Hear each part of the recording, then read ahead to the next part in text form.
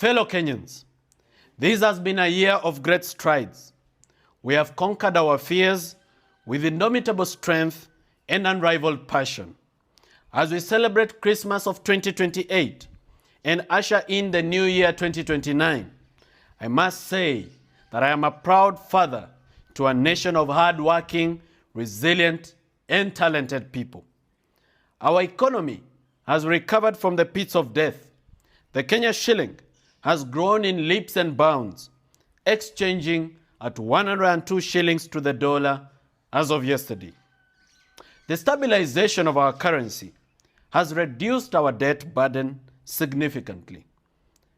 It has lowered the cost of imports and increased the value of our exports.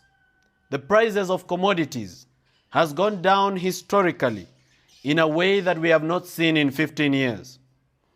My government has reduced taxes but increased the revenue that we collect by expanding the tax base. We have created new markets and sources of income for Kenyans. We have also reduced cash hemorrhage through corruption. Today, the Kenya Revenue Authority boasts of a collection of revenue of 340 billion shillings monthly and is on track to hit the annual revenue target of 4 trillion by next year, June 2029. Fellow Kenyans, our shameful days of dependence on aid and expensive loans is over. We shall build our nation using our own sweat. We have increased the access to capital for all people that want to start businesses. Our banks have more liquidity and willingness to lend due to the reduction of government appetite for domestic borrowing. As I speak to you today, the average interest rate for a business loan is 14% per annum. The digitization of key assets and securities has reduced the default rate, thus making our banks and financial institutions more resilient. Fellow countrymen, as I promised you in my campaign, I have made good my commitment to recover stolen wealth and repay our debt. This year, we have recovered cash equivalent of $32 billion, which is approximately 3.2 trillion Kenya shillings as per our current exchange rate. This has not been without its challenges. The mobilization of tribalism to defend the theft of public resources is on the rise. The formation of criminal gangs and armed groups by former state officials continues to threaten our national security, peace, and cohesion. I want to assure them that I will stop at nothing to recover every single penny stolen from our country. In this effort, I recognize the good partnership and diplomatic relationship that Kenya has enjoyed with our international partners and governments around the world. With surgical precision, we have restored public confidence in state institutions.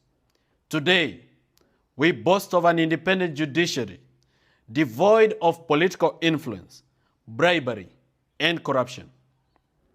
Once again, I commend the new Judicial Service Commission under the leadership of the Chief Justice for working overtime to hear and determine more than 150 petitions against various judicial officers accused of corruption, favorism, and incompetence. I have received a recommendation for the removal from office of 3 Supreme Court judges, 6 Court of Appeal judges, 20 High Court judges, and 110 magistrates. The judicial officers shall cease to hold office immediately. The new director of DCI and DPP shall prepare their files for criminal prosecution. Earlier this year, I made an executive order to significantly reduce the size of the government. Pursuant to this intervention, I am excited to report that the recurrent expenditure, including the wage bill, has reduced to 40% of our budget from 73%.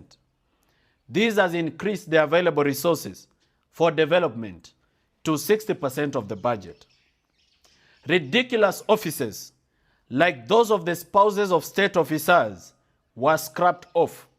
The size of cabinet has been reduced to 14 ministries, and various state departments and corporations with overlapping functions were merged. Fellow Kenyans, as we move into the new year of 2029, I urge all of you to support the government-initiated referendum bill of 2029. This bill seeks to amend the Constitution and further reduce the size and cost of running government. Of priority is the reduction of the size of our parliament to a more lean and effective house. Few weeks ago, I appointed a presidential task force on education funding reforms to recommend policy interventions that will reduce the cost of learning in Kenya. I welcome your recommendations.